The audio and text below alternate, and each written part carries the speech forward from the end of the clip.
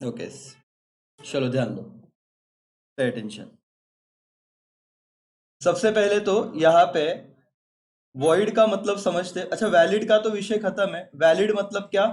Valid contract मतलब वो contract जो इन्फोर्सेबल बाय लॉ है। ये शब्द आपको लिखते आना चाहिए कि जिसका कि जैसे कि मैं आपको पढ़ा रहा हूँ, आप मुझे फीस दे रहे हो, मेरा पढ़ाना आपका फीस देना कंसिडरेशन है, एक कॉन्ट्रैक्ट है, तो ये वैलिड है क्योंकि कुछ भी गलत नहीं कर रहे।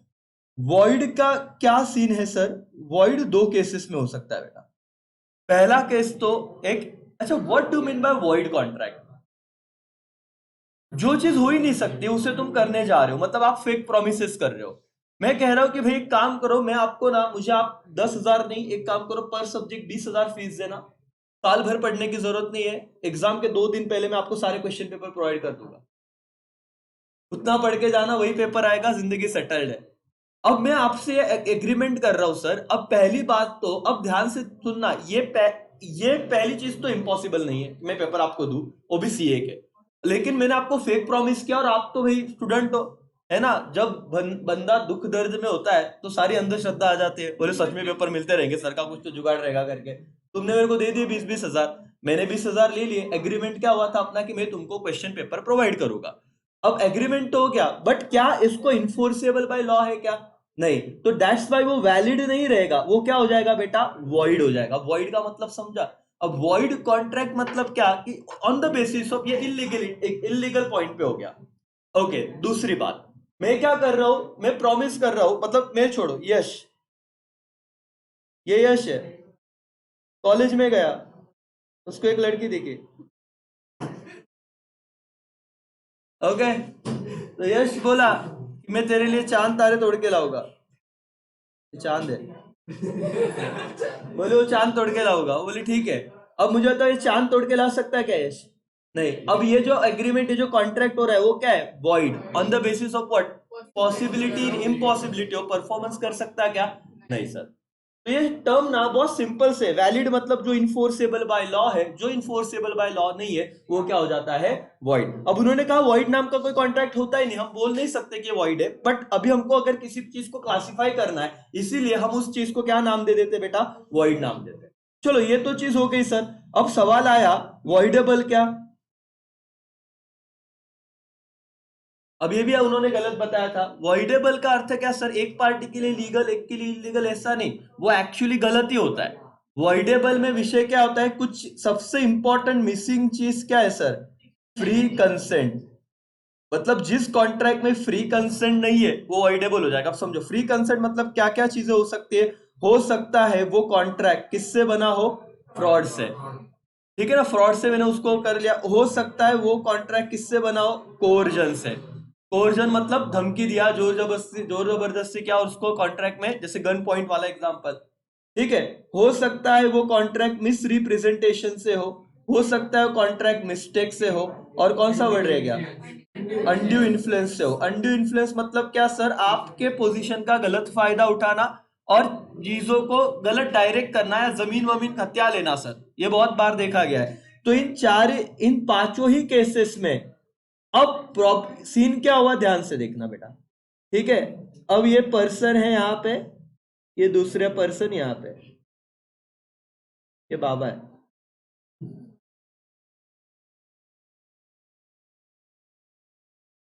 ये बाबा है।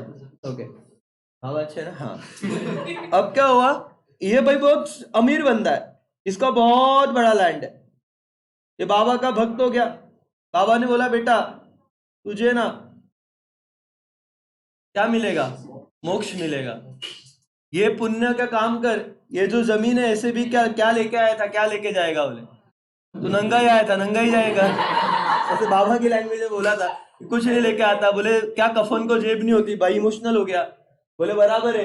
बोले ये जमीन मेरे को दे दे 1 रुपए में। भाई ने दे दी, बाबा को जमीन दे दी 1 रुपए में। कितनी जमीन थी? सपोज 50 एकड़ की जमीन थी या 500 एकड़ की जमीन थी, ऐसे मान लो, 1 रुपए में दे दी। अब बाबा के नाम पे हो गया documentation, something in return, consideration है ना, कितना रुपया है? 1 रुपया। आगे तुम ही सीखोगे लॉ पे, रीजनेबल कंसिडरेशन या ऐसे कुछ, सिर्फ कंसिडरेशन बोला है।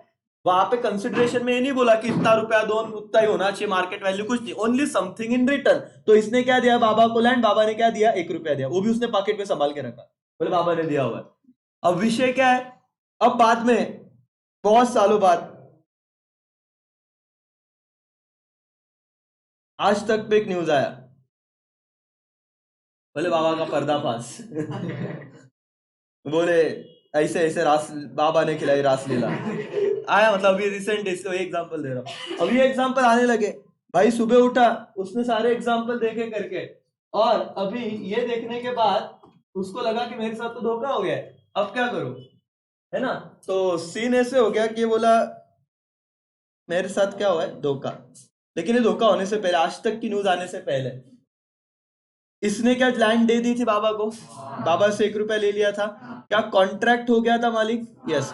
कॉन्ट्रैक्ट में क्या दो पार्टी है, हाँ। क्या फ्री कंसेंट तब दिख रहा था क्या, हाँ, मतलब जान दो उसके फ्री कंसेंट छोड़ो, कंसिडरेशन था क्या, हाँ। क्या लीगल रिलेशन भी क्रिएट हो गया, हाँ। उसके बाद क्या था, लॉफुल कंसिडरेशन था, हाँ। उसके बाद वो परफॉर्मेंस पॉसिबिलिटी वाला विषय था, हाँ। सर्टेनिटी भी था, लैंड ही लेनी इतनी लेनी, हाँ। सब चीजें आती, लेकिन ना ये दुनिया वालों के नजर में तो फ्री कंसेंट थी, लेकिन इसको बाद में पता चला कि बाबा ने इसका नाम देके, मोक्ष का नाम देके, अब मोक्ष पाने के लिए भारत में क्या क्या सीन है आपको ये कम्युनिटी पता ही रहेगी, राइट। और बहुत रिस्पेक्ट के साथ वो श्वेतंबर दिगंबर जो भी जैन मुनि बाबा रहते हैं, वो पूरे कपड़ों का भी त्याग कर देते हैं, और वो सन्यासी की तरह, मतलब कुछ भी उनको 1 रुपए का, आपने देखा ही रहेगा, देखो उसको नागा साधु आपने वैसे देखा रहेगा सनातन में, जैन मुनि में वो एक भी कपड़े नहीं पहनते।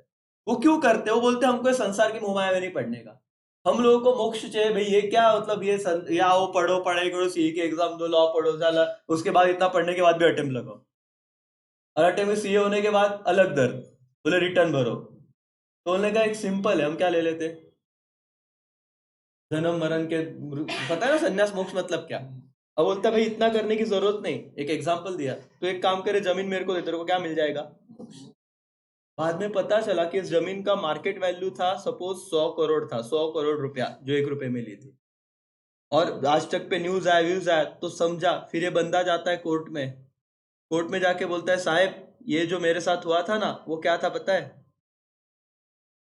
अंडू इन्फ्लुएंस था।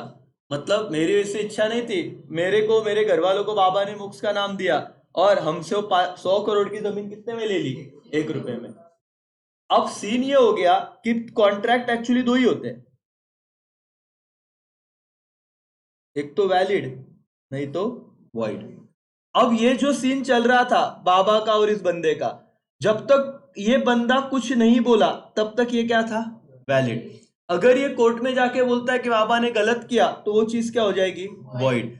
अगर बोला तो, नहीं बोला तो वैलिड, बोला तो वॉइड। लेकिन ये बीच में ही मनस्थिति में बोलू कि नहीं बोलू, बोलू कि नहीं बोलू, तो तब तक उसको कुछ तो नाम देना पड़ेगा इस रिश्ते को। क्या नाम दूं सर, वॉइडेबल। तो कुछ तो इस थिंकिंग को बोलना पड़ेगा कि कुछ तो रहेगा, तो क्या रहेगा, वॉइडेबल रहेगा। तो वॉइडेबल क्या हो सकता है सर, एक्चुअली वॉइडेबल तुम बोलोगे इलीगल है क्या, ये डिपेंड्स, जब बंदा जाएगा। वॉइडेबल में क्या नहीं रहता सर, फ्री कंसेंट नहीं रहता, ये एक चीज याद रखो। तो ये सारी चीजों की वजह से, लेकिन वो किस पे डिपेंड करेगा, इस बंदे पे।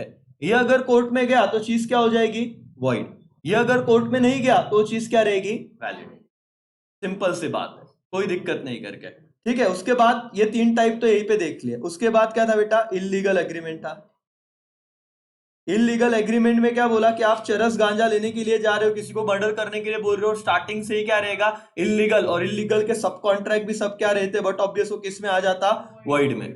लेकिन उन्होंने एक लाइन यहां पे कही थी कि ऑल इलीगल एग्रीमेंट या कॉन्ट्रैक्ट क्या रहेंगे, कंपलसरी वॉइड रहेंगे।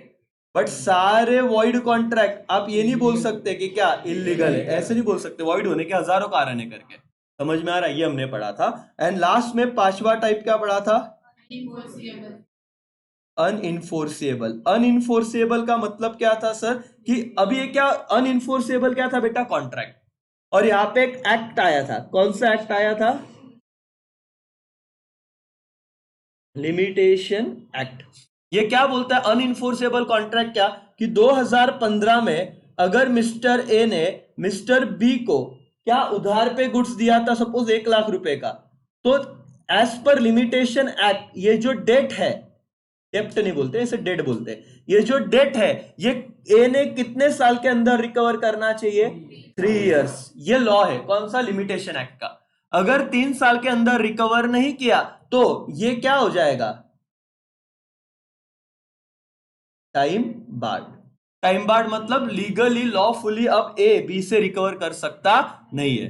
तो जैसे 3 साल खत्म हो गए बेटा, आफ्टर 3 ईयर जो कॉन्ट्रैक्ट पहले इनफोर्सिएबल था वो कॉन्ट्रैक्ट अब क्या हो गया?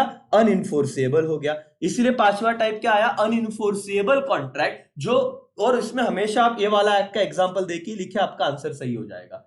लिमिटेशन एक्ट का क्यों? टाइम बार्ड हो गया, खत्म। टाइप्स ऑफ कॉन्ट्रैक्ट डन हो गया, कोई दिक्कत नहीं थी उसमें। वैलिड वॉइड, वॉइड समझा बेटा अभी आपको क्या है? ठीक है, तो कोई दिक्कत नहीं है सर। पहले तो हम लोग इतना ही देखेंगे कि चीज सबसे पहले कॉन्ट्रैक्ट है क्या, और कॉन्ट्रैक्ट अगर वो चीज है तो contract on the basis of performance क्या हो सकता है? अगर सब चीजें अच्छी रही तो बेटा वैलिड, नहीं तो कुछ उसमें प्रॉब्लम रहा तो वॉइड। प्रॉब्लम है बट पता ही नहीं वो क्या है, तो अभी ये क्या करेंगे? वॉइड मतलब depends on the which party, agreed party. Agreed मतलब क्या? जिसके साथ धोखा हुआ है उसके पॉइंट ऑफ व्यू से। ये बहुत इंपॉर्टेंट बात है। वॉइड कॉन्ट्रैक्ट किसके ऑप्शन पे वॉइड बनेगा? On which party? Is aggrieved party. Aggrieved मतलब क्या? जिसके साथ धोखा हुआ है। अपने इस केस में एक तरफ बाबा थे एक तरफ भक्त था, तो किसके किसके कहने से या किसके ऑप्शन पे कॉन्ट्रैक्ट वॉइडेबल या मतलब वैलिड या वॉइड होगा? भक्त के। तो भक्त कौन सा पार्टी है? अग्रीव्ड पार्टी, जिसके साथ गलत हुआ है, जिसने गलती मतलब सहन किया है। समझ में आ रहा है? तो इसीलिए ये लैंग्वेज तब आएगा, वॉइडेबल कॉन्ट्रैक्ट वैलिड या वॉइड को किसके ऑप्शन पे होगा? At the option of which party? Aggrieved party. Aggrieved मतलब क्या? जिसके साथ गलत हुआ है। समझ में आ रहा है बेटा? बोलो यस और नो। यस कर करके चलो। तो ये सीन तो डन हो गया, वॉइड और इलीगल, और लास्ट में क्या था बेटा? अनइनफोर्सेबल। ये पांच समझा क्या बेटा? इलीगल और क्या? अनइनफोर्सेबल। ये कौन से बेसिस पे सारे टाइप थे? वैलिडिटी और क्या? इनफोर्सिबिलिटी। खत्म।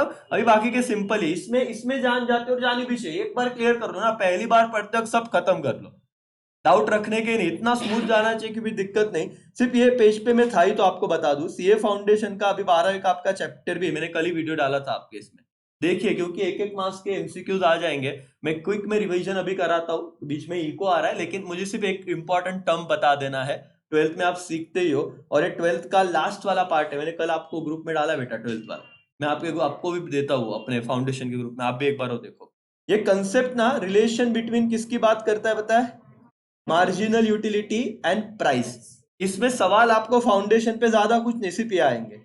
इंट्रा मार्जिनल यूटिलिटी किसे कहते हैं? मार्जिनल यूनिट्स किसे कहते? अच्छा, इंट्रा मार्जिनल यूनिट्स किसे कहते हैं? मार्जिनल यूनिट किसे कहते हैं? और एक्स्ट्रा मार्जिनल यूनिट्स कब होता है? और ये कंसेप्ट में वीडियो भेजूंगा, अभी तो कुछ नहीं, ये पूरा गेम इस पे था। जब मार्जिनल यूटिलिटी प्राइस से ज्यादा है, मतलब जितना आप पे कर रहे हो उससे ज्यादा आपको एमयू मिल रहा है। अब एमयू क्या है 11 वाले बच्चों को नहीं समझेगा, 12 का हो, कि पूरा कंसेप्ट है मार्जिनल यूटिलिटी। तो आपको अगर ये क्लियरली देंगे, मैं अभी एकदम शॉर्ट में बताता हूँ, फिर पूरा वीडियो दूंगा 15 मिनट का, अभी अभी अभी मैं पोस्ट कर दूंगा।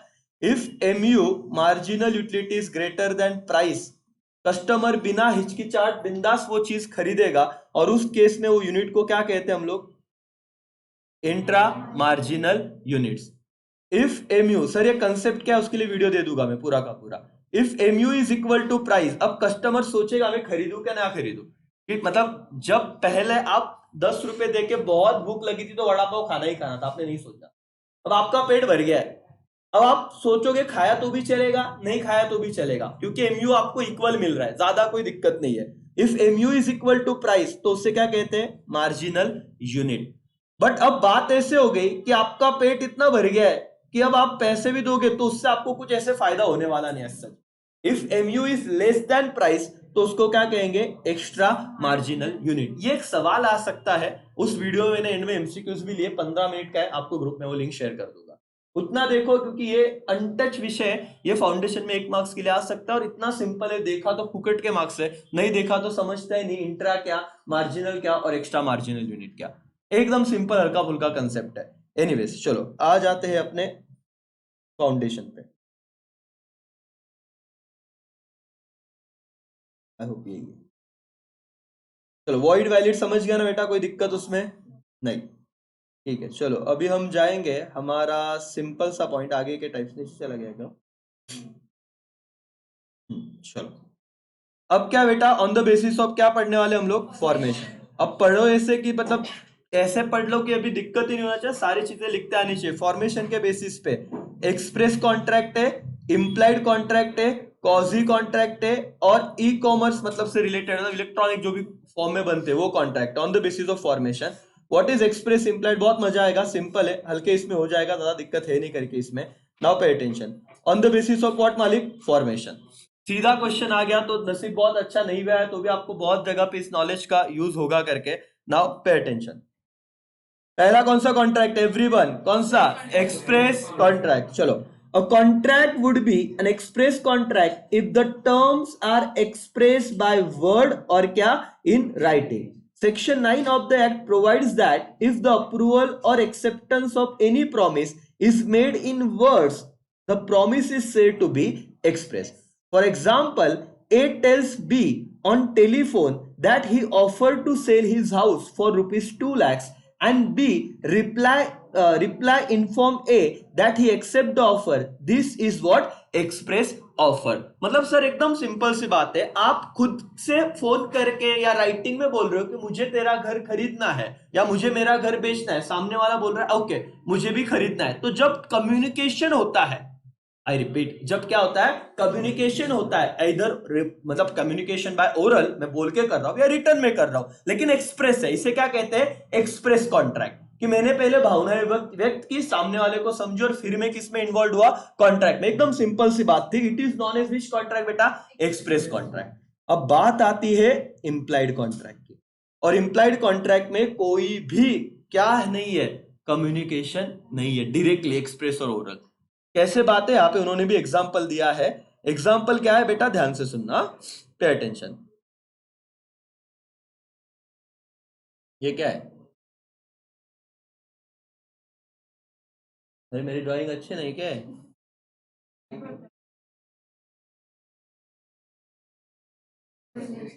अब क्या है? रेलवे गाड़ी ना तेरे को बार माल गाड़ी देखी, और माल को तो बहुत ज्यादा वजन दिया तुमने। कौन सी गाड़ी है बोले? क्या माल? क्या माल गाड़ी बोले? ठीक है, ये जो भी गाड़ी है, ठीक है, ये रेलवे स्टेशन है, और आप रेलवे स्टेशन पे यहाँ पे बड़ी रेलवे कर देता, ठीक है? हाँ।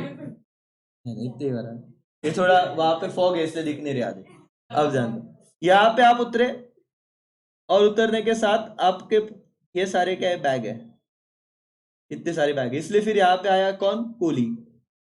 अब कूली आया, आप उतरे, कूली ने बैग उठा लिए और चला गया रेलवे स्टेशन के बाद, और बैग रख दिए। आपको महाराज जैसा फीलिंग हो, आप खाली हाथ जा रहे थे इतना बैग लेने के बाद, है ना? और बोले कूली ने रख दिया, और कूली बोला साहब 200 रुपया।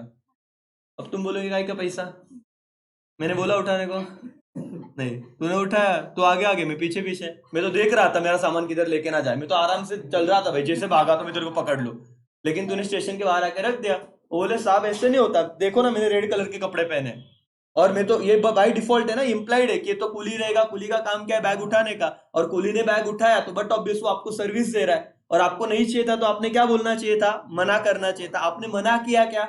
नहीं, आपने मना नहीं किया, इसका मतलब ऑफर क्या हो गया? एक्सेप्ट। मैंने कुछ नहीं बोला, आप उतरे, मैंने बैग उठा लिया, आपने कुछ नहीं बोला, तो जब मैंने बैग उठाया इट इज इम्प्लाइड ऑफर, और जब आपने कुछ नहीं बोला इट इज इम्प्लाइड एक्सेप्टेंस। तो इम्प्लाइड ऑफर, इम्प्लाइड एक्सेप्टेंस, बिना बोले बिना कुछ कहे जो कॉन्ट्रैक्ट में इन हो जाते हो और वो करना ही पड़ता है, उस कॉन्ट्रैक्ट को क्या कहते हैं? Implied contract. जहां पे कोई भी शब्द नहीं रहेंगे, जहां पे कुछ भी नहीं, सर बात खत्म। उन्होंने और एक एग्जांपल दिया है, जैसे कि आप किसी बस में, जैसे अभी आज से उतरे और एक बस में जाके एक सीट पे बैठ गए, बस जा रही थी सपोज, और डायरेक्ट की बस थी, बीच में कोई स्टॉप नहीं था, Nashik to Mumbai.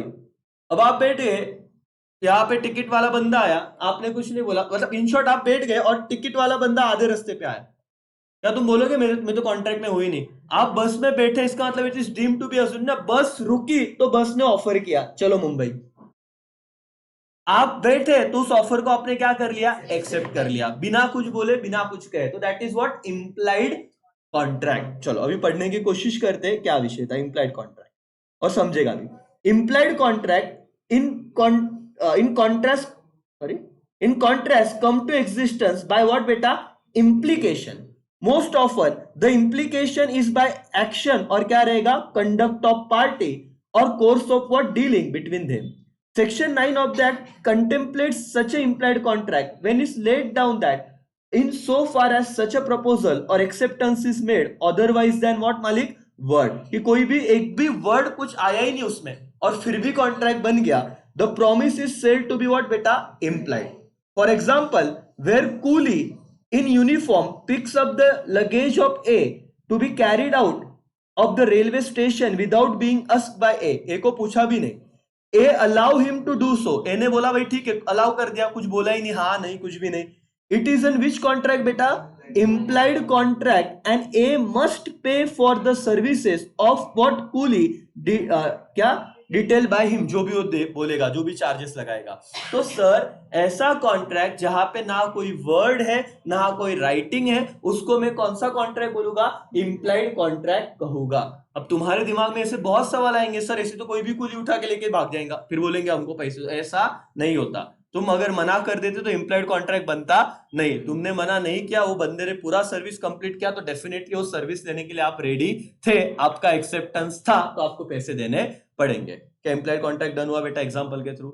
Everybody yes और नो. दूसरा, A drink a coffee in restaurant, there is a implied contract that he should pay for the price of what? Coffee.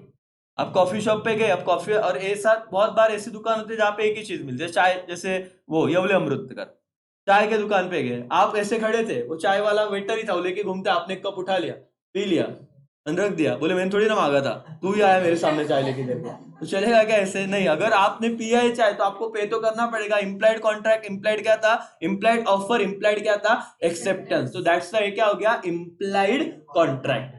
तो ऐसे नहीं होता करके. ये टैसिट कॉन्ट्रैक्ट कुछ नया शब्द है, हर बार बच्चों को इसमें थोड़ा प्रॉब्लम आता है, बट ये कोई सिंपल नहीं. इसका अगेन एग्जांपल याद रखने का. जैसे मैं आपको कहता हूं ना अनइन्फोर्सेबल कॉन्ट्रैक्ट, एग्जांपल से ज्यादा अच्छा दिखते आता है वो. कौन सा? अनइन्फोर्सेबल लिमिटेशन एक्ट वाला. तो जैसे आप एग्जांपल डालोगे तो उसमें आपके भावनाएं चेकर को पहुंच जाएगी, बच्चे को समझाता. वैसे ही टैसिट का भी है. सी द वर्ड टैसिट मतलब क्या बेटा? इतना तो लिख जाएगा. Tacit means what? Silent. Tacit contract are those that are inferred through the conduct of parties without any word spoken or what? Written. तो ये तो implied जैसा ही हो गया, लेकिन यहाँ पे मतलब क्या दे दिया? Tacit. A classical example of tacit contract would be when cash withdrawn by customer of a bank from automatic teller machine. मतलब कहाँ से सर? ATM से. Another example of tacit contract is where contract is assumed to have been entered when the sale is given effect to all effect to at the fall of what beta? Hammer in auction of sale. It is not separated from the contract but fall within the scope of what beta? Implied contract. तो sir और madam हमने अभी क्या देखा? Implied contract देखा. Implied contract मतलब क्या?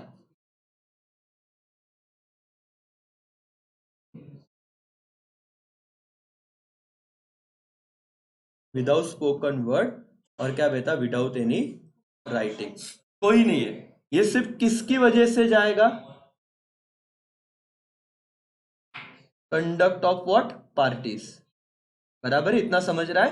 Conduct of parties. इसे क्या कहा जाएगा? Implied contract. अच्छा, इसको एक्सप्लेन करने के लिए आप एग्जाम्पल दोगे. एग्जाम्पल क्या रहेगा बताओ तो? एक तो कूली का रहेगा, बेस्ट एग्जांपल लिखते आएगा कूली का. यस, कूली का एग्जांपल आप दे दोगे. इसी इंप्लाइड कॉन्ट्रैक्ट का एक पार्ट है. कौन सा contract? Tacit contract. Tacit means what? Silent. याद आ रहा है क्या? इतना तो लिखता है. Tacit means silent. Basic example is what? ATM machine. और क्या? ऑक्शन. सॉरी, ऑक्शन मतलब आईपीएल में देखो बहुत बार वो क्या करते हैं, वो सिर्फ सपोज टू से कि ऐसा ऑप्शन है कि अभी हो तो आईपीएल में आप कहोगे सर वर्ड तो बोलते हैं ना 2 लाख 1, 2 लाख 2, 2 लाख 3. ऐसा नहीं. सपोज एकदम साइलेंस में चल रहा है चीजें, लोग सिर्फ वो उठाते ऐसे कि फिर वो उधर से बोलता है 2 लाख, फिर होता है 3 लाख. बोल नहीं रहे, सिर्फ वो क्या कर रहे हो, क्या रहता उसका वो वैसे राउंड रहता है ना कुछ, तो 2 लाख का बोर्ड रहता है, बोले कि बोर्ड ऊपर करेगा. तो इससे कुछ बोला नहीं, इसे बोर्ड ऊपर कर रहे थे हर एक, और जैसे फाइनल बोर्ड हुआ तो 1 2 3 हैमर जैसे क्या समझ, वो सोल्ड, विषय खत्म। तो बोला नहीं, खरीदा था, कुछ भी नहीं, वो सोल्ड बोला, तो हैमर भी कौन सा कॉन्ट्रैक्ट हो गया, टैसिट। एनीवेज आपको ये याद रखना था बेटा कि टैसिट कॉन्ट्रैक्ट भी आया तो कुछ अलग नहीं, टैसिट किसका बच्चा है, इंप्लाइड का ही, तो इंप्लाइड कॉन्ट्रैक्ट ही वो टैसिट मतलब। अच्छा व्हाट इज, अच्छा फर्क समझ रहा है एक्सप्रेस और इंप्लाइड कॉन्ट्रैक्ट में? एक्सप्रेस में क्या रहता है, word communication, word spoken writing में बोल रहा हूं अपन, कॉन्ट्रैक्ट में आ रही, it is known as what, express contract. Implied contract क्या रहता है, जहां पे कोई भी कम्युनिकेशन नहीं हुआ लेकिन ऐसे समझा जाएगा, ऑफर कैसा ऑफर था, इंप्लाइड ऑफर था, एक्सेप्टेंस कैसा एक्सेप्टेंस था, इंप्लाइड एक्सेप्टेंस था, बात ही खत्म हो जाती है। समझ में आएगा बेटा, एवरीबॉडी यस और नो, हाँ सर करके। चलो फिर क्या आते बेटा, ये सबसे इंपॉर्टेंट है क्योंकि बच्चों को बाद में इसमें भी डाउट आता है। हाँ राजा, एक ही है उसका ही, मतलब उन्होंने एक्सप्लेन किया है कि वो जब कंडक्ट ऑफ पार्टी से आता है, मतलब उन्होंने अलग से टैसिट मींस साइलेंट कॉन्ट्रैक्ट, उन्होंने एंड में क्या किया, it is also known as क्या, मतलब part of which contract, implied contract करके। मतलब ये एटीएम मशीन उन्होंने हैमर का एग्जांपल दिया, और इम्प्लाइड में उन्होंने क्या पर्सन का एग्जांपल दिया था, जैसे कूली का एग्जांपल कि दो नेचुरल पर्सन थे। यहाँ पे तुम एटीएम के साथ व्यवहार कर रहे हो तो मशीन है ना, लेकिन आपने जब कार्ड स्वाइप किया रहेगा, एक पिन डाला रहेगा तो ही तो पैसे आए रहेंगे, तो इट इज इम्प्लाइड कॉन्ट्रैक्ट। तुम बैंक वालों को नहीं बोल सकते कोई भी मेरा पैसा कैसे निकाल के लेंगे। एनीवेज चलो, क्वाजी कॉन्ट्रैक्ट सर ध्यान दो, सिंपल सी बात है, पूरा दिमाग में जाना चाहिए, आप पूरा मोटिवेशन से इस पे ही ध्यान होना चाहिए सर, आपका दिमाग में इधर उधर के ख्याल हटा दो, क्योंकि इंपॉर्टेंट, बहुत इंपॉर्टेंट पॉइंट है। अगर ये समझ गया तो टेंशन नहीं, क्योंकि इस पे एक यूनिट है आगे क्वाजी कॉन्ट्रैक्ट में, और ये क्वाजी कॉन्ट्रैक्ट फिर तब जाके नहीं समझता, बोलते अरे सर ये क्या गेम है करके, आप समझो, तुम ही पढ़ना। समझा क्या, पहला लाइन समझा मैंने जो अंडरलाइन किया, a quasi contract is not actual contract but it resemble a contract, full stop। अरे बाप रे, इसलिए गनगन होता है, quasi contract is not a contract but what it resemble a contract, मतलब क्या, it is created by what law under certain circumstances। तो ये इंसान नहीं क्रिएट कर रहा है, मतलब सर मैं जब सपोज मनीषा के साथ कोई डील कर रहा हूं तो यहां पे मैंने और मनीषा ने कॉन्ट्रैक्ट इंटर किया है, लेकिन कॉजी कॉन्ट्रैक्ट में उन्होंने पहले क्या बोला, it is not what actual contract but what resemble a contract, it is created by what law under which circumstances, certain circumstances, of certain circumstances क्या वो देखते हैं। The law creates and enforce legal right and obligation when no real contract exists, such obligation are known as which contract मालिक, quasi contract। मतलब law द्वारा ये कुछ तो क्रिएट हो रहा है, क्या सर समझेगा, in other word it is a contract in which there is no intention on part of either party to make what beta contract, but law imposes a contract upon the party। अब ये समझना, in simple word, in other word क्या बोला sir, यही चीज इन्होंने यहाँ पे एक्सप्लेन की, क्या एक्सप्लेन की, it is a contract in which there is no intention on the part of क्या बेटा, दोनों पार्टी का कोई इंटेंशन नहीं था क्या क्रिएट करने का, कॉन्ट्रैक्ट, बट लॉ ने उनको क्या किया, कंपल्सन किया कि कॉन्ट्रैक्ट में आओ। अब क्या करें सर बताओ, अब ये क्या एग्जांपल है जरा समझा। अच्छा पहले ये समझ गया क्या, क्या कॉजी कॉन्ट्रैक्ट एक्चुअल कॉन्ट्रैक्ट है क्या, quasi contract is not an actual contract but is what resemble a contract, मतलब उसका परछाई जैसा है, कॉन्ट्रैक्ट जैसा है लेकिन वो कॉन्ट्रैक्ट नहीं है। अच्छा नॉर्मल कॉन्ट्रैक्ट कौन इंटर करता, इंसान अपने इंटेंशन से, कॉजी कॉन्ट्रैक्ट किसने बनाया हुआ है, it is created by law under certain circumstances. Okay, the law create and enforce legal right and obligation when no real contract exists। जब रियल कॉन्ट्रैक्ट है ही नहीं तो उसके राइट्स और ऑब्लिगेशन कौन डिसाइड करेगा फिर। अच्छा तुमको समझा, मैंने मनीषा को कहा था कि मैं कार बेचूंगा और मनीषा ने कहा कि मैं पैसे दूंगी, तो कार बेच के, कार बेचना ही मेरा ऑब्लिगेशन था, पैसा लेना है मेरा क्या था, राइट था, अमूल का सर का, मनीषा का पैसा देना ये उसका ऑब्लिगेशन था, और कार लेना वो उसका क्या था, राइट था। जब हम लोग अपने इच्छा से कॉन्ट्रैक्ट में गए तो राइट्स एंड ऑब्लिगेशन भी अपने आप क्रिएट हुए, बराबर। अब क्वाजी कॉन्ट्रैक्ट में तो कॉन्ट्रैक्ट किसने क्रिएट किया है, क्रिएटेड बाय लॉ, तो राइट्स एंड ऑब्लिगेशन भी किसने क्रिएट किए? देखो, legal rights and obligation created by what? Law. Why? Because there is no real contract क्या एग्जिस्ट, क्योंकि रियल कॉन्ट्रैक्ट था ही नहीं. देखो आगे, such obligation are known as, जो लॉ ऑब्लिगेशन क्रिएट करता है उस ऑब्लिगेशन को क्या कहते हैं बेटा? Quasi contract. अब समझो क्या सीन हुआ, अब आपको एग्जांपल से समझे. ऑब्लिगेशन किसका बेटा? इसका मतलब समझता है? फाइंडर ऑफ लॉस का मतलब क्या? तुम अभी क्लास से नीचे जा रहे थे, अचानक तुमको गाड़ी की चाबी मिली, तो गाड़ी लेके घर पे चले जाओगे क्या?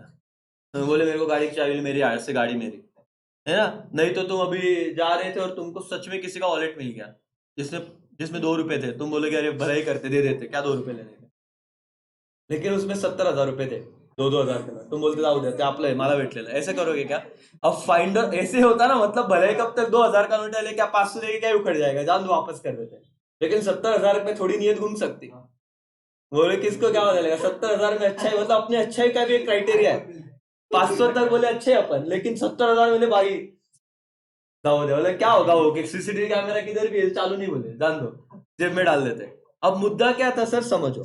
Obligation of finder of lost goods to return them to the true owner or liability of person to money is paid under mistake to repay it back cannot be said arise out of a contract, even it is remotest sense, ऐसे बहुत rare होगा, as there is neither offer nor what बेटा acceptance, और ना तो क्या थी, consent थी. These are said to be what? Quasi contract. अब ध्यान से सुनना सर, आपको बताता हूं.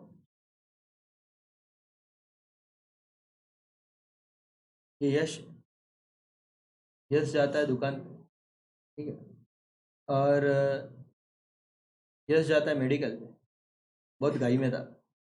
यश ने कुछ चीजें ली, ठीक है, प्रोसिन लिया, और क्या लिया रहे हो यश? पैरासीटामोल लिया, ठीक है, ठीक है, ये सब चीजें ली, और बिल हुआ सर 170 रुपया, नहीं 17,000 रुपया. तो बड़ा ये छोटे 170 रुपये में क्या बोलेंगे, जान दो, टाइम पास नहीं, और वापस दे देगा. 17,000 का बिल हुआ. यश ने गूगल फोन पे नंबर दिया, नंबर था 9820305845 क्या था, 20 कुछ तो था. अभी मैं नंबर पता नहीं किसका है. अब यश ने क्या भेजते भेजते एक नंबर कुछ तो झोल कर दिया, 5 का 4, 4 का 2 कर दिया. तो ये मेडिकल वाले को छोड़ के बिल चला गया होटल वाले. अब मुझे बताओ, ये होटल वाला और इसका कोई संबंध था क्या? बाद में होगा पता नहीं, लेकिन अभी कुछ है क्या? नहीं. तो अब विषय क्या है कि होटल वाला तो कोई सर्विस भी नहीं दे रहा, तो अब मुद्दा क्या है कि इसके पैसे तो उसको लौटाने पड़ेंगे ना वापस. बाय मिस्टेक ये किसको चले गए? होटल वाले को चले गए. अब बाय मिस्टेक चले गए तो इनमें कोई कॉन्ट्रैक्ट था क्या? नहीं. लेकिन अब कौन क्रिएट करेगा ऑब्लिगेशन? लॉ. लॉ क्या बोलेगा, भाई होटल वाले तूने क्या सर्विस दी रे यश को? बोले सर अभी नहीं, लेकिन भविष्य में दे सकता.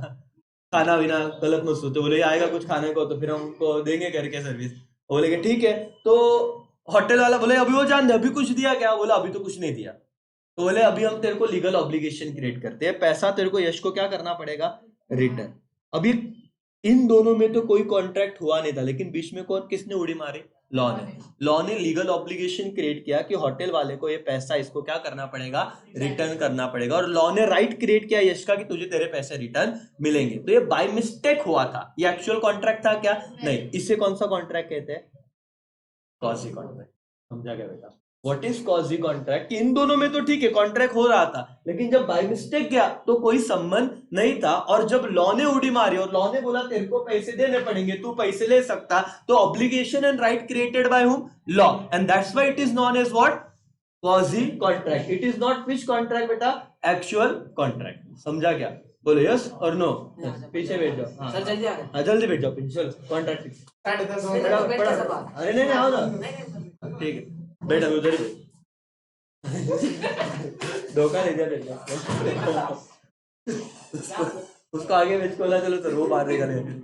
ठीक है, समझा बेटा कॉजी कॉन्ट्रैक्ट क्या था? एवरीबॉडी पक्का समझ में आ रहा है? देखो बाद में बच्चों को नहीं समझता है, कितनी फालतूगिरी था. अभी कॉजी कॉन्ट्रैक्ट का रियल कॉन्ट्रैक्ट होता है क्या? बोलो रियल कॉन्ट्रैक्ट होता है क्या? नहीं. ध्यान से सुनो, it is contract which is created by what? Law. Resemble of contract है डन ना, विच इज नॉट एक्चुअली एग्जिस्ट. इनमें कोई एग्जिस्ट ही नहीं करके एक्चुअली कॉन्ट्रैक्ट. खत्म. कितने होशियार हो गए तुम. ओके तो ये वाला समझ गया बेटा? ओके. ई कॉन्ट्रैक्ट क्या है?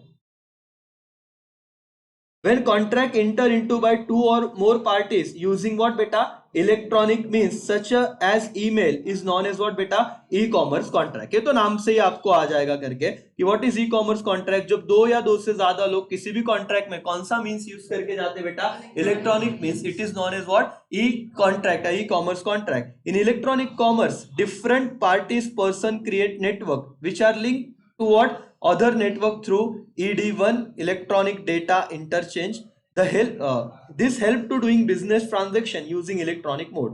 These are known as EDI contract or cyber contract और mouse click contract. सिर्फ इतने नाम याद रखना है. इसको क्या क्या कहा जाएगा सर? EDI contract कह सकते हैं, cyber contract कह सकते हैं और mouse click contract कह सकते हैं. किसको? E contract को. मतलब क्या E contract मतलब जो contract किसके द्वारा आए हुए हैं, कैसे बने हुए हैं, अरे बोलो ना, with the mode of what electronic mean mode से वो बने हुए करके. अब मुझे बताना कॉन्ट्रैक्ट हमने पढ़ा on the basis of what, क्या फॉर्मेशन की परफॉर्मेंस. ओके फॉर्मेशन पहला क्या था? एक्सप्रेस था. दूसरा क्या था? इम्प्लाइड था. तीसरा कौन सा था? इम्प्लाइड का ही एक थर्ड पार्ट क्या था? टैसिट. वो अलग पार्ट नहीं है, टैसिट. ओके फिर तीसरा क्या था? Quasi contract. और चौथा क्या था? ई कॉन्ट्रैक्ट. याद रह जाएगा बेटा on the basis of performance. पक्का. देखो टाइप सभी सीख रहे हो तुम लोग. एक्सप्रेस कॉन्ट्रैक्ट में क्या था सर विषय? एक्सप्रेस कॉन्ट्रैक्ट में क्या था?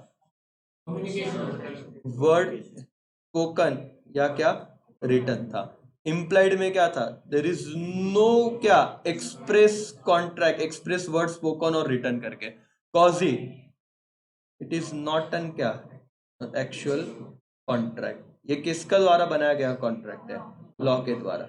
ठीक है समझ में आ रहा है अभी. और ई कॉन्ट्रैक्ट मतलब क्या सर? जो इलेक्ट्रॉन. इतना ही बोलना था मेरे को. मैं तो पहले ही बताया था इतना. मैं चार्ट निकालता और बता देता कि सर ऐसे है, चलो आगे जाते. कितना फासला हो जाता अपना, लेकिन तब नहीं समझता.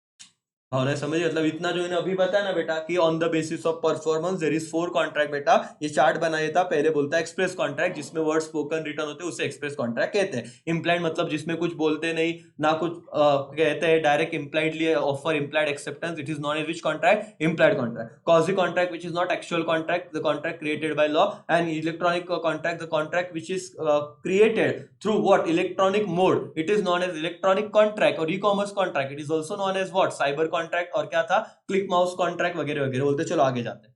तुम हाँ बोलते समझता है कुछ नहीं, लेकिन अब समझ रहा है ना. This is known as revision. का फायदा भी तब होता है जब आप पढ़ते हो. मतलब ये फास्ट भी मैं कर सकता हूँ, लेकिन फास्ट में मेरे को सब समझ जाएगा, तुम्हारी बत्ती गुल रहेगी. अभी कॉजी तो शायद ही तुमको समझता, लेकिन अब मेरे को पता तो अब डाउट नहीं आएगा. और बस तुम सीए फाउंडेशन पास हो. कोई भी चीज मैं कहता हूँ ना, कोई भी पढ़ाई दिक्कत भरी नहीं अगर तुम इतना डिटेल. सर टाइम लेकिन बहुत जाएगा, ऐसे करेंगे तो कब खत्म होगा. मैंने कह रहा हूँ ना कि मेरे को भी तुमसे ज्यादा अच्छा समझता कि सर खत्म करने में अगर क्या सीन है एज ए टीचर, जल्दी खत्म किया बच्चों को और भारी लगता है. जाओ जा थोड़ा विषय संपला. लास्ट बैच में वही हुआ था. मैंने तो मेरे आराम से स्पीड से गया था, लेकिन तुम घाई नहीं करने का. तुमने जितना कर रहे हैं ना उतना परफेक्ट करो. एग्जाम तुम्हारा डे क्या है, मई वालों के लिए भी बोलूं मैं या जून की बात करूं मैं, तो आप कैसे समझो 20 मई के करीब करीब आपका मे भी पेपर रहेगा. और आप जनवरी मंथ में हो, फेब मार्च अप्रैल, अरे आप इतना टाइम अगर मतलब एवरी डे आराम से चीजें करोगे ना तो भी तुम, मैं तो कहता हूँ ना मत करो ना सब, तुम 70% पढ़ाई 100% एक्यूरेसी से करो. आज कॉजी कॉन्ट्रैक्ट 2 मार्क्स के लिए लिखने को आ गया, लिखता आएगा कि नहीं आएगा? क्यों आएगा सर? क्योंकि आज यहाँ पे पढ़ा है और आपने इतना इंटेंसिटी देखा ना. अभी अभी भी शायद तुमको परफेक्ट ना है, इसके लिए वापस एक क्या रहेगा? रिवीजन, रीडिंग लगेगा. और रीडिंग के बाद राइटिंग प्रैक्टिस लगेगा. मतलब आपको कल क्या करना चाहिए होता है, ये इससे क्या कहते हैं पता है? इस पे तुम ध्यान नहीं देते.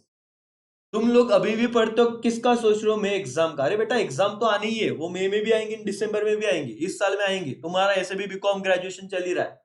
तो सीए में मैंने पहले कहा क्या तुम लोग प्रोसेस पे नहीं, आज तुम साला रिजल्ट का या एग्जाम का सोचते हो.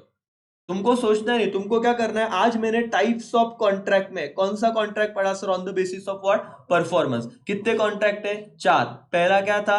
एक्सप्रेस, इम्प्लाइड, कॉजी और ई कॉमर्स करके. अब तुम्हारा काम क्या होने के बाद? राइटिंग, लिखते आना चाहिए. अभी भी मैं कहूं तुमको समझ गया, कॉजी कॉन्ट्रैक्ट बोला ना बेटा, चलो लिखो डायरेक्ट.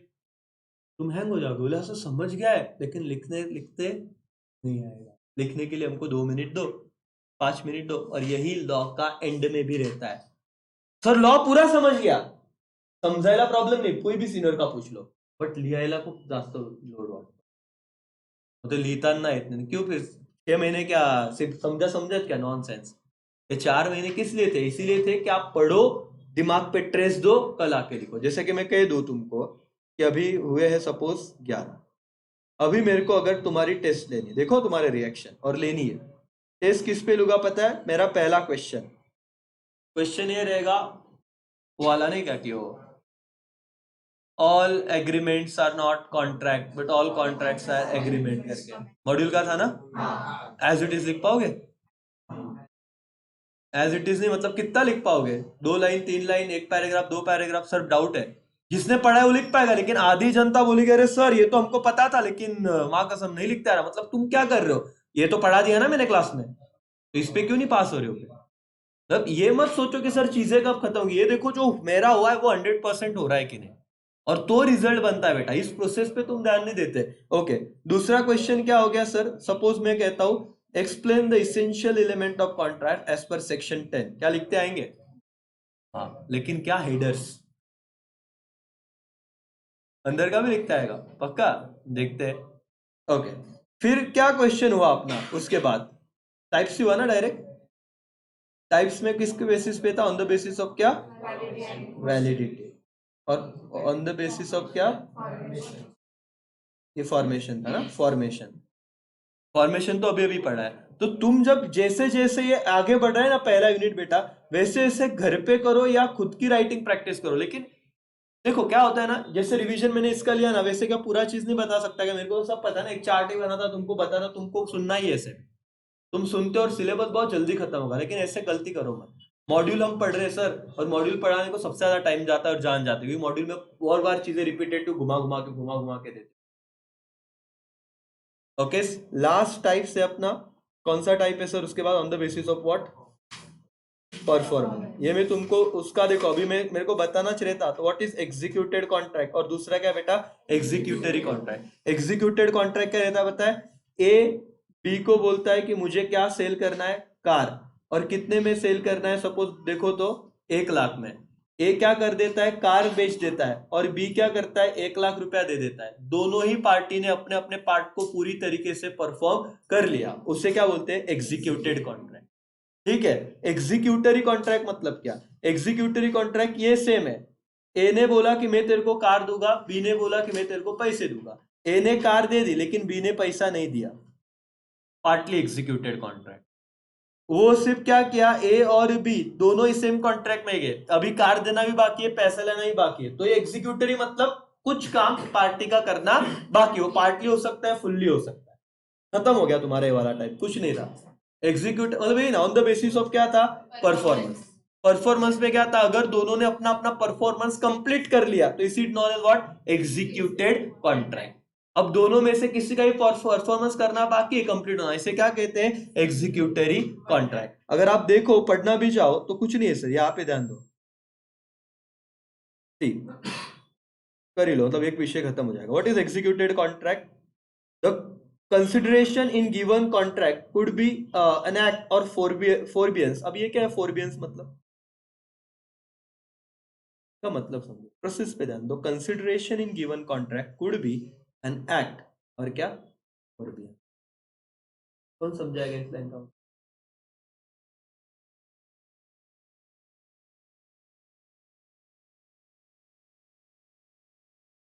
इसको ये बोलता है भाई, मैं तेरे को 2,000 रुपये दूंगा, तू ना मेरे लिए तू मुझे क्या कर, तू मुझे समोसे दे दे.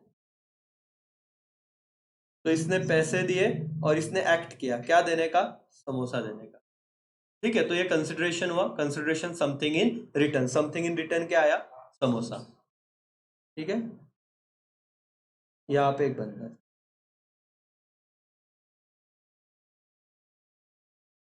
इसको बोलता है बेटा मैं तेरे को 2 लाख रुपए दूंगा, बहुत बड़ा अमाउंट. कोर्ट का केस था कुछ, तो तू कोर्ट में जाके गवाही मत दे. क्या मत दे? गवाही मत दे. मत दे मतलब कुछ मत कर. फॉरबियरेंस मतलब कुछ न करना. कुछ न करने के इसने क्या दिए? पैसे. टू डू समथिंग और not to do something. Something in return क्या है? 5 स्टार देखा है क्या? कुछ नहीं करना अच्छा है। 5 स्टार का ऐड देखा है क्या? दादी माँ बोलते उठा के देने, उठा के दादी उधर रुकते ना गिर जाता, बोले अच्छा हो बेटा कुछ नहीं किया। तो न करना मतलब क्या? फॉरबेरेंस। मतलब आपने कुछ नहीं, इसने कंसिडरेशन तो दिया बट बदले में कुछ हुआ क्या? नहीं। इसको भी क्या कहा जाता है लॉ में? कंसिडरेशन कहा जाता है। आपने किसी की गाड़ी ठोक दी या कुछ तो हुआ, आपने बोला ये पैसे के हो, फक्त कैश ड्रॉप करूंगा जाओ, तो नॉट टू डू समथिंग ये भी क्या हो गया? Something in return, consideration. इसलिए वो लैंग्वेज समझा क्या अभी? Consideration is given contract could be, कोई एक्ट हो सकता है, और फॉरबियंस मतलब कोई एक्ट न करना भी क्या हो सकता है? Consideration. When act is done और executed or the forbearance is brought on record, then the contract is known as what beta? Executed contract. For example, when grocer sells sugar on cash payment, it is known as which contract beta? Executed contract, because both the party have done what they were to do under the contract. मैंने जो example दिया, car बेचने वाले ने car बेच दी, पैसे देने वाले ने पैसे दे दिए, शुगर खरीदने वाले ने शुगर खरीद ली, शुगर बेचने वाले ने शुगर बेच दी, पैसा ले लिया, विषय खत्म। जहां पे कॉन्ट्रैक्ट कंप्लीट हो जाते हैं उस कॉन्ट्रैक्ट को क्या कहा जाता है बेटा? एग्जीक्यूटेड कॉन्ट्रैक्ट कहा जाता है। What is executory contract? अब देखो कितना पांचट था, लेकिन पढ़ना पड़ता है तो इजी लगता है। तुम अगर पढ़ोगे तीन बोलेंगे सीए कर रहे हो तो यानी लॉ ऑफ द पेपर अवगढ़ जाता है। भाई पढ़ तो सही। उस मैंने कहा ना पूरा सीए सिंपल है बट क्या है? समंदर है, वॉल्यूम ज्यादा है, तो तुम सीधे नहीं कर पा। तुम ऐसे नहीं, एक भी चीज ऐसी होगी नहीं जो तुमको नहीं समझेगी, ऐसा है। तुमको समझेगा सब बट एक साथ वो चीज लेके आने में प्रॉब्लम आता है, फिर लिखते हैं और फिर फेल होते बच्चे। तो सीए डिफिकल्ट है ही नहीं। सीए में वॉल्यूम ज्यादा, इतनी सारी चीजें कैसे पढ़े? तो रोज आज क्यों पढ़ रहे हो? मैंने कहा ना आप सारी पढ़ाई किस लिए कर रहे हैं? एक दिन के लिए। और वो एक दिन में कंपाइल करो, दूसरे दिन जाके लिख के आओ, विषय खत्म। मतलब तुम इंटर में रहो। इंटर में तुम 9 महीने पढ़ाई करते क्यों सर? वो 1-1.5 घंटे के 3 घंटे के पेपर के लिए, और एक दिन पहले तुम्हारी जो हालत खराब हो। मैंने कहा ना ये अटेम्प्ट क्यों देना चाहिए? एक अटेम्प्ट के पेशे ना पहले देखो कि बच्चों की मनस्थिति क्या रहती है। तुमको जो सीनियर बच्चों को पूछो, उन्होंने सारी पढ़ाई एक दिन पहले की है, उनको तो वही याद है, ऐसे उनका कहना रहेगा। ऐसे वो नहीं होता, साल भर का प्रिपरेशन रहता है, लेकिन उनके ऐसे मन में रहता, अरे आज जे वाचलं तेच मला उद्या येईल, माझं रिव्हिजनच झालं नाही म्हणून मला आठवलंच नाही। ऐसे फीडबैक रहते हैं। अरे तो सारा तूने 6 महीना किया कि अगर तेरे को पता है कि एक दिन पहले से याद आने वाला, तो एक दिन पहले ही पढ़ता, क्यों क्लासेस लगाए? वो प्रोसेस कुछ फॉलो नहीं करते। आज तुम्हें कह रहा हूं नोटबुक बनाओ, एक दिन के लिए सारी चीजें लिख के रखो, शॉर्ट में निकालो, भले तुम्हारा एक टेम्पलेट जो भी हो, लेकिन एक बार देने का, परफेक्ट देने का, डायरेक्ट पास हो जाओगे। क्योंकि सीए में फेल होने जैसा कुछ नहीं है। हर पेपर सिंपल होता है, लेकिन एग्जाम होने के बाद वो सिंपल लगता है।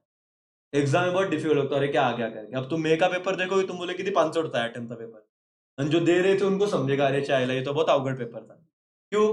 क्योंकि वो तुम उन मानसिकता में होते हैं ना, तुम रिवाइज नहीं करते। तो इस चीज को देखो, एग्जीक्यूटेड सिंपल लगा। What is executory sir? Executory मतलब इन एग्जीक्यूटरी कॉन्ट्रैक्ट द कंसिडरेशन। अभी देखो यहाँ पे लिखना कैसे वो समझो। मेरी बात तो समझ गया, लेकिन किसको बार बार रोल में ला रहे? कौन से वर्ड को ला रहे? कंसिडरेशन को। कंसिडरेशन इज रेसिप्रोकल प्रॉमिस और obligation. Such a consideration is to be performed in future only, and therefore this contract is described as a which contract बेटा? Executory contract. अब तुम बोलोगे कि सर क्या सीन है बताओ तो। सपोज ये वाला एग्जाम्पल था, हाँ ये वाला, इसने बोला था कि मैं तुझे 2000 रुपए दे, तू मुझे 5 समोसे दे। ठीक है, अब ये 2000 और 5 समोसा, इसको मैं क्या बोलूं? इसीलिए वो क्या बोल रहे हैं, अगर इसने 2000 का कंसिडरेशन दिया, इसने समोसे दिए, something in return that is consideration ना। तो इसलिए बोल रहे हैं कि कंसिडरेशन अगर दोनों टाइप से कंप्लीट है तो इट इज एग्जीक्यूटेड। अगर कंसिडरेशन एक साइड से बाकी या दोनों साइड से बाकी तो क्या रहेगा? एग्जीक्यूटरी। समझ में आ रहा है क्या? और ये बार बार इसीलिए कौन से वर्ड को ला रहे बेटा लैंग्वेज में? कंसिडरेशन। बच्चों को ये नहीं समझता, सर कंसिडरेशन इतना कस क्या? ये तो कॉन्ट्रैक्ट बता रहे हैं, कॉन्ट्रैक्ट में कंसिडरेशन वर्ड घुसा रहे हैं। कंसिडरेशन का मतलब ही समझा, समथिंग इन रिटर्न। मेरे तुम्हारी फीस आ गई, मेरा पढ़ाना बाकी है, कौन सा कॉन्ट्रैक्ट? एग्जीक्यूटेड की एग्जीक्यूटरी? कौन सा एग्जीक्यूटरी देखेंगे बाद, लेकिन समझ रहे ना एग्जीक्यूटरी, क्योंकि समथिंग इन रिटर्न, तुम्हारे साइड से चीज आ गई, मेरे साइड से बाकी है, या चल रही है करके। समझ में आया करके बेटा? ओके चलो ध्यान में दो भैया, ये तो समझ गया। Example, when G agree to take tuition of H, वही आया, a pre-engineering student from the next month and H in consideration to promise to pay G rupees कितना? 1000 per month. The contract is executory because it is yet to be what carried out. मतलब execute next month का उन्होंने क्या future का contract क्या कि next महीने से मैं तेरे को पढ़ाऊंगा और तू मुझे क्या करना फीस देना. तो अभी दोनों ने ना तो इसने पढ़ाना चालू किया ना तो उसने फीस दिया, तो दोनों ही क्या हो गया एग्जीक्यूटरी हो गया. लेकिन एग्जीक्यूटरी में भी देखो क्या है, यूनिलैटरल और bilateral are kind of executory contract and are not separate kinds. ठीक है सर. यूनिलैटरल क्या देखते हैं, उसका ही प्रकार है. यूनिलैटरल कॉन्ट्रैक्ट मतलब ये किसके दो टाइप है बेटा, एग्जीक्यूटरी के. यूनिलैटरल और क्या बायलैटरल. तुम बोलोगे क्या सेपरेट है, क्या सर उन्होंने क्लियरली कहा सेपरेट प्रकार नहीं. वो यूनिलैटरल बायलैटरल किसका, एग्जीक्यूटरी के बच्चे जो छोटे छोटे, क्या नाम है देखते हैं. Unilateral contract is one-sided contract in which one party has performed his duty or obligation and other party's obligation is what beta outstanding. Means what? A advertise payment of award of rupees 5,000 to anyone who find his missing boy and brings him. As soon as B trace the boy, there comes into existence a executed contract because B has performed his share of obligation and it remains and it remains for M to pay the amount of reward to B. These types of executory contract also called as what unilateral contract. Sir क्या था, एक का बच्चा गुम हो गया और उसने एडवर्टीजमेंट किया कि जिसको बच्चा मिलेगा उसको मैं रिवॉर्ड दूंगा. रिवॉर्ड मतलब 5 लाख रुपए. अब जिसको बच्चा मिल गया उसने तो काम कर दिया बच्चा ढूंढने का, अब इसका रिवॉर्ड देना बाकी है, तो एक तरफ से कंसिडरेशन देना बाकी है ना, तो कॉन्ट्रैक्ट अभी कंप्लीट हुआ क्या, नहीं. तो इसको कौन सा कॉन्ट्रैक्ट कहेंगे मालिक, यूनिलैटरल कॉन्ट्रैक्ट, कि जब एक पार्टी का काम बाकी है एक का हो गया. बायलैटरल क्या, bilateral contract is one where the obligation or promise is outstanding on the part of what beta both the parties. Sir, a promises to sell his plot to B for rupees 1 lakh cash down, but B pays only kitna beta 25,000 as earnest money and promise to pay the balance on next Sunday. On the other hand, A gives possession of plot to B and promises to execute sales deed on the receipt of whole amount. The contract between A and B is which contract beta, executory, because there remains something to be done on both the sides. Such a executory contract is also known as what, bilateral contract. अब मेरे को बताना मैं क्या बता रहा हूँ example में, ध्यान से मुझे बताना हो क्या चीज है. ये मिस्टर ए है, ये मिस्टर बी है, ठीक है, ये ए है ये बी है. ए को उसकी लैंड बेचनी थी, ठीक है, लैंड बेचनी थी कितने में, 15 लाख में, ठीक है, और बी को भी लैंड खरीदनी थी. 1 जनवरी 2023 ए ने लैंड बेच दी, बी ने पैसे दे दिए. कौन सा कॉन्ट्रैक्ट, एग्जीक्यूटेड कॉन्ट्रैक्ट. समझा, ओके. क्या हुआ सर, 1 जनवरी को ए ने क्या किया, ए ने लैंड तो दे दी लेकिन बी बोला मैं तुझे पैसे दूंगा 20 फेब को. कौन सा कॉन्ट्रैक्ट है, एग्जीक्यूटरी में. कौन सा एग्जीक्यूटरी, यूनिलैटरल. वाई यूनिलैटरल, क्योंकि दोनों में से किसी एक पार्टी का ही परफॉर्मेंस क्या है बाकी है. ठीक है, कॉन्ट्रैक्ट देखो, ए बी को बोला मेरे को लैंड बेचना है, बी बोला मैं तुझे पैसे दूंगा, लेकिन बी ने 15 लाख में से टोकन मनी दे दिया 10,000 कि अभी इसको बेचेगा नहीं, और ये बोला 10,000 दिया, बाकी की तो बाकी है, और ये बोला ठीक है भाई अपन ना एक 15 जनवरी को अग्रीमेंट कर लेंगे सेल का, लेकिन तू पूरे पैसे देगा बचा हुआ 14,90,000, तो ही मैं तुझे बेचूंगा. तो इसके 14,90,000 रुपए देना बाकी है और इसका लैंड प्रॉपर्टी उसके नाम पे ट्रांसफर करना बाकी है. कौन सा कॉन्ट्रैक्ट, एग्जीक्यूटरी. बस कौन सा, बायलैटरल एग्जीक्यूटरी, दोनों पार्टी का परफॉर्मेंस करना बाकी है. तो on the basis of what मालिक, कौन सा देखा, on the basis of what, performance. कौन सा कॉन्ट्रैक्ट रहेगा, एग्जीक्यूटेड कॉन्ट्रैक्ट और एग्जीक्यूटरी कॉन्ट्रैक्ट. और एग्जीक्यूटरी में कितने प्रकार है, 2, एक यूनिलैटरल एंड एक क्या, बायलैटरल. समझ गया मालिक, ये यूनिलैटरल बायलैटरल वर्ड भी समझ गया, कुछ अलग नहीं हो. एग्जीक्यूटरी के ही 2 प्रकार है, एक पार्टी ने कंप्लीट किया एक ने नहीं किया तो यूनिलैटरल, और दोनों का ही बाकी है तो क्या हो गया बेटा, बायलैटरल करके. बोलो यस और नो, यस. और खत्म हो गया. अब मेरे को बताओ लास्ट रिवीजन और विषय खत्म. अपना क्या सवाल था बेटा, types of contract on the basis of what, enforceability and validity, जो भी है वैलिडिटी. फिर on the basis of what, formation. On the basis of what, performance ये बताओ इन्फोर्सेबिलिटी पे क्या थे? वैलिड, वॉइड, वॉइडेबल, उसके बाद इलीगल क्या था? एग्रीमेंट था, ये इंपॉर्टेंट है। और क्या था? अनइनफोर्सिबल। डन बेटा। On the basis of formation क्या था बताओ?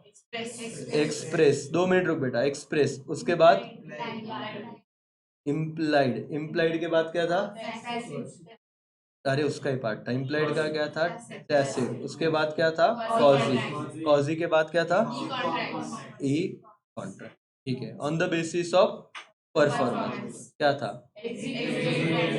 एग्जीक्यूटेड और एग्जीक्यूटर में यूनिलैटरल और क्या था? डन क्या बेटा? अगर टाइप्स ऑफ कॉन्ट्रैक्ट 8 मार्क्स का सवाल है, लिख पाओगे क्या? कोई भी केस स्टडी आई, लिख पाओगे क्या?